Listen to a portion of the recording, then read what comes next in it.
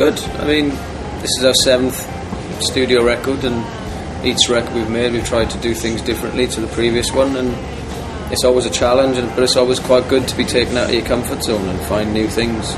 And it was a good record. I mean, it was a very challenging record in picking which songs were the strongest songs, and I think it was a very honest process.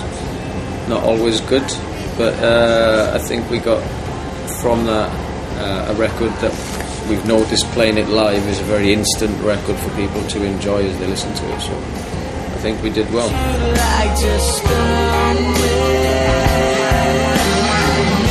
Well, the record was written over like 12 months, and that's kind of the procedure with records. I think there's not one overriding theme for the whole thing, but I think there's quite a lot of songs on the record that, you know, Beer Bottle was about my street getting flooded when I was like 12. Innocent was about, you know, your first experiences of youth and the consequences of that. Live and Love, you know, just trying to find that kind of positive outcome over a struggle. And I think that's what I Keep Calm and Carry On kind of fitted, you know, the sentiment of the record. Show Me How as well. I mean, so there's a few songs on there that have that kind of, you know, you face those challenges in life and those hurdles, and each song, once you get over the top of them, then you've overcome something that was quite tough and come out the other end.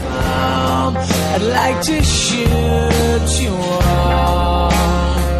We were on the same record company for 10 years, V2 Records, and then V2 got sold, and we went to Universal, and when we released our greatest hits, we thought it was a nice way to get to know the new people in Universal, and they asked could they put a picture of us on the front cover, so we did it on the greatest hits.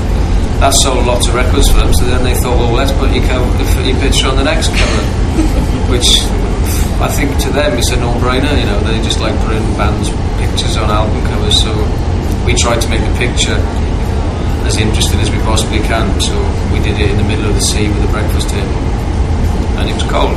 And wet. Very wet. Very wet. Very wet. Was it wet? No, it wasn't wet. But we did actually do it. It's for real. It is real.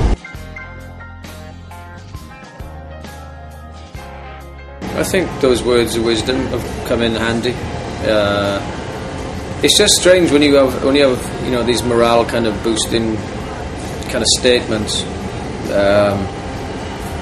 It becomes like these subliminal messages. You know, you don't even realise you're reading it. But if you're going through certain things in your life, if you are freaking out about something and you read something like that, it does give people an incentive to kind of slow down, think about it, and move on. And that's kind of what's good about an album title, you know.